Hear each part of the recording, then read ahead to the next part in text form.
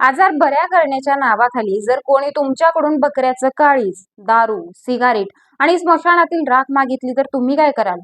विश्वास ठेवाल की प्रश्न विचाराल? मुंबईसारख्या आधुनिक शहरात जिथे विज्ञान आणि तंत्रज्ञानाची प्रगती होत आहे, तिथेच अजूनही अंधश्रद्धेच्या नावाखाली लोकांची फसवणूक होत असल्याचं एक धक्कादायक प्रकरण समोर आले. मालाड परिसरातील एका भोंदूबाबाने लोकांच्या श्रद्धेचा गैरफायदा घेतला आणि शेवटी त्याला अटक झाली. नक्की काय आहे हा संपूर्ण प्रकार आणि का पुन्हा एकदा भोंदूगिरीचा प्रश्न चर्चेत आलाय? चला जाणून घेऊया या प्रकरणाची सविस्तर माहिती. नमस्कार, मी आरती. आपण पाहताय आझाद मराठी. मुंबईतील मालाड भागात एक व्यक्ती स्वतःला बाबा म्हणून ओळख देत होता.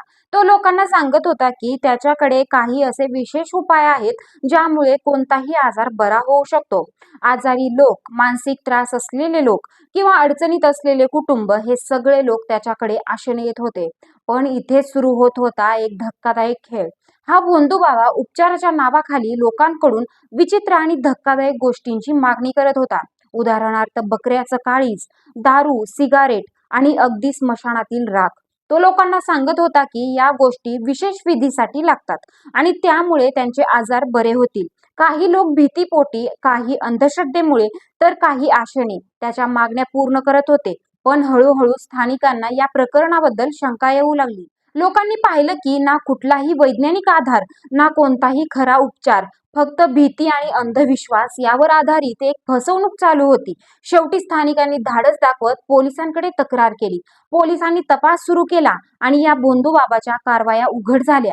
यानंतर त्याला अटक करण्यात आली.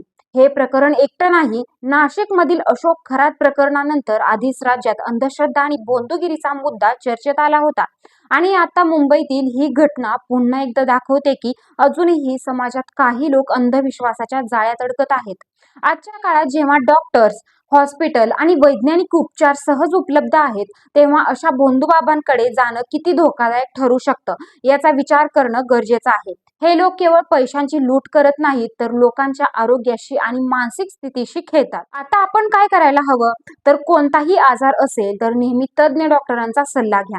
कोणत्याही चमत्कारी उपचारांवर लगेच विश्वास ठेवू नका.